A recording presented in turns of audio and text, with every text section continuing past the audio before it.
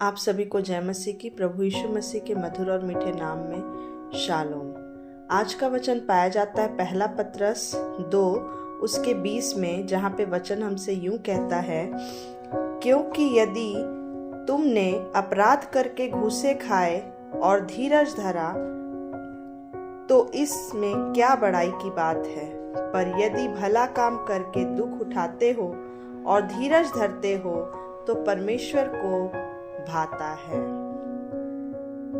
प्रियो, सच में ये वचन हमको बताता है कि यदि हम किसी गलती को करके, किसी अपराध को करके, कोई ऐसी गुनाह हमसे हो जाए, कोई ऐसी गलती हो जाए और हम उस सजा को सहने के लिए, उस तिरस्कार को सहने के लिए अगर हम चुपचाप उसको एक्सेप्ट करते हैं तो उसमें कोई बड़ाई नहीं है।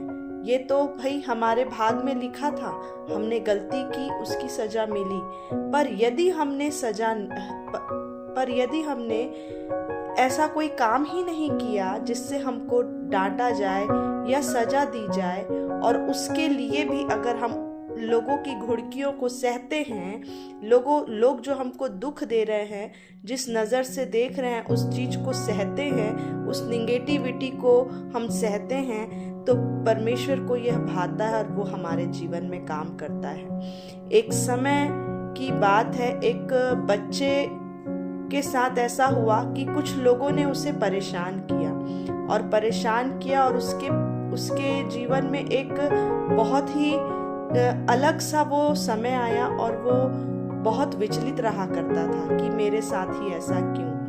उसके वजह से उसके समाज ने उसको तिरस्कार भरी नजरों से देखा, उसके अपने लोगों ने उसको तिरस्कार किया, पर वो गलत नहीं था।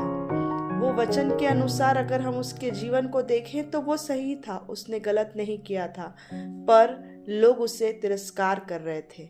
पर परमेश्वर जानता था कि ये भला है, ये अच्छा है। उसकी नम्रता, उसकी दीनता परमेश्वर को भाती थी। परमेश्वर ने उसको एक अद्भुत रूप से अलग जगह पे अपने कार्य के लिए उपयोग किया।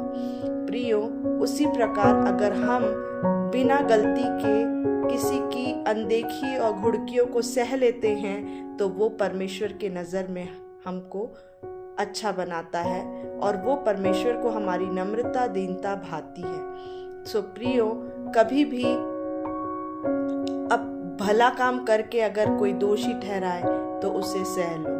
परमेश्वर इस वचन के माध्यम से हम सभी को बहुतायत की आशीष दे। आमीन।